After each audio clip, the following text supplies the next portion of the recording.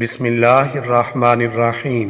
حضرت عائشہ رضی اللہ عنہا بیان کرتی ہیں کہ حضور نبی اکرم صلی اللہ علیہ وآلہ وسلم میرے گھر میں بستر پر لیٹے ہوئے تھے، اس عالم میں کہ آپ صلی اللہ علیہ وآلہ وسلم کی دونوں مبارک پنڈلیاں کچھ ظاہر ہو رہی تھیں۔ حضرت ابوبکر صدیق رضی اللہ عنہ نے اجازت طلب کی تو آپ صلی اللہ علیہ وآلہ وسلم نے اجازت عطا فرمائی اور آپ اسی طرح لیٹے رہے اور گفتگو فرماتے رہے۔ پھر حضرت عمر رضی اللہ عنہ نے اجازت طلب کی تو آپ صلی اللہ علیہ وآلہ وسلم نے اجازت عطا فرمائی، جبکہ آپ اسی طرح لیٹے رہے اور گفتگو فرماتے رہے۔ پھر حضرت عثمان رضی اللہ تعالی عنہ نے اجازت طلب کی تو حضور نبی اکرم صلی اللہ علیہ وآلہ وسلم اٹھ کر بیٹھ گئے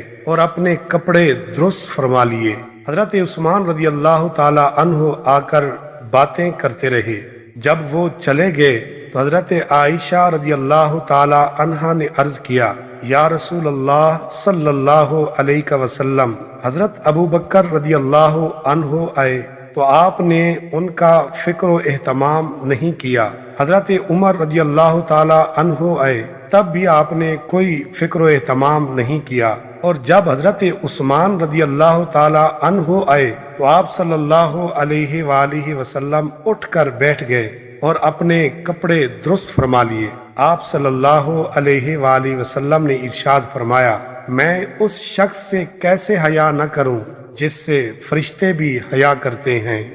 رسول اللہ صلی اللہ علیہ وآلہ وسلم نے ارشاد فرمایا، اللہ تعالیٰ اس شخص کو سرسبز و شاداب رکھے جو ہم سے کوئی حدیث سنے پھر اسے ویسے ہی آگے پہنچا دے جیسے اس نے سنی ہو۔